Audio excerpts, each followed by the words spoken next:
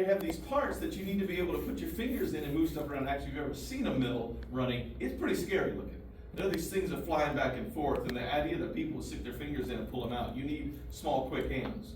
And so you don't need the physical labor of men. You actually may need the small, quick hands of women. And then what about pay? You don't have to pay them as much. What's wrong with y'all? Why would y'all say that? That's true. Why do you believe you don't have to pay women as much as men? That's what society tells us. Well, why does society tell us that? Where does that come from? From the founding fathers. Okay, well that's pretty cynical. That is certainly true today. But originally, that doesn't really make any sense. That men are just evil, and therefore they did that. So the idea is, and this is the actual justification for it, is that if it was a man, who's he making money for? His family. If it's a girl, who's she making money for? Herself, and slash she's helping out. And so because the man is the breadwinner, you got to pay me enough to get the bread. And because the woman or the girl is simply doing extra work, you can pay her less. If you've ever had a summer job, you know what I'm talking about. They know who you are. They know you're here for just a little while to make a little bit of money to spend on it. And so they pay you the worst, and they give you the worst job. But a person who has a family, they feel obligated for it. And so in your world today, if you're paying women less than men, that's exactly right. Your attitude is correct. There's no reason for this now. But society tells us this because originally this was the concept is, I owe a man more, I don't have to pay a child more.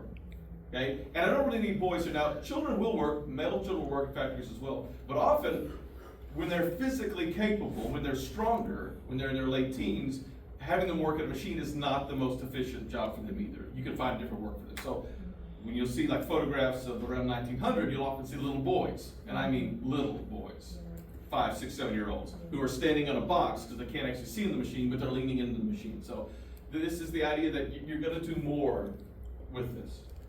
And so for girls, in this in-between time, they are working hard. These are hard work conditions. Work hours are 12 to 16 hours a day with very few breaks. It's not physically exhausting. You can see the imagery there. They're standing at the machine. They're wearing full dresses, though. That's not great. If there are some movies and things that have been based around this. Like there's one called North South, something like that in England. And there's always cotton fibers in the air. Okay, the machines are loud. The machines need to be oiled, so you know they're going to smell like oil and that kind of stuff. So how do you think women respond to this reality? They're not paid very well. The work conditions are pretty hard. What do you think they have to say about it?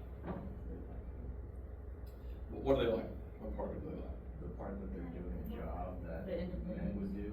Okay, They get their money for themselves, they're already for themselves. very good. I said independence. Okay, It says independence. what part do they not like? Oil.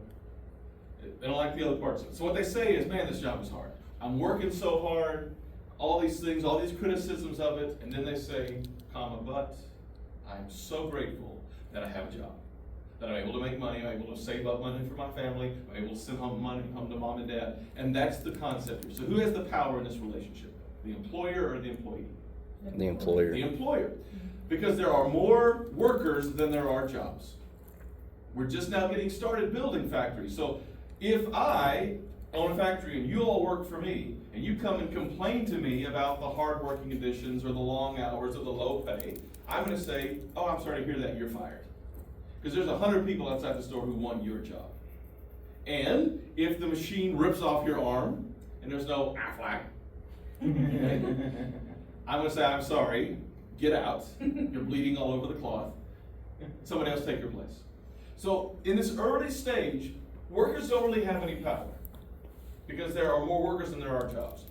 By the end of the 1800s, that has started to flip. And workers start to get more power. So what you're going to study, if you take the second half of U.S. history, is in the second half, the 1880s and 90s specifically, again, this is true in Europe as well, into the early 1900s, there becomes much more anger and violence and tension between workers and employers. It's why there's a communist revolution in the Soviet Union. That's their response to it. So eventually, the workers will start to unite. That's what communism suggests, workers of the world unite. That Marx, I should say it that way, that you have power if you stand together, and that is more true for us today.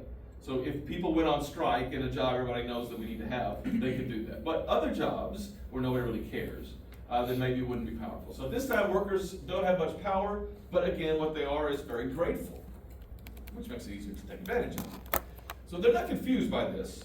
But what this tells us then, as men as well, as women and men, boys and girls, Americans and immigrants are coming to America and going to work in factories who are going to do bigger jobs. So we're just talking about the beginning with textile mills. They're sort of the early factories. There'll be lots of other factories doing lots of other big time stuff. And so you'll hire everybody eventually. That as people come, they're saying, I don't like this job, but I'm glad I have this job. Because what is the alternative? No job, starvation, whatever it is. And so, you know, if your mom and dad have 10 kids on the farm, not all those 10 kids can grow up to be farmers on this farm. They're going to need to move away and go be farmers somewhere else, or go get a job. And so this is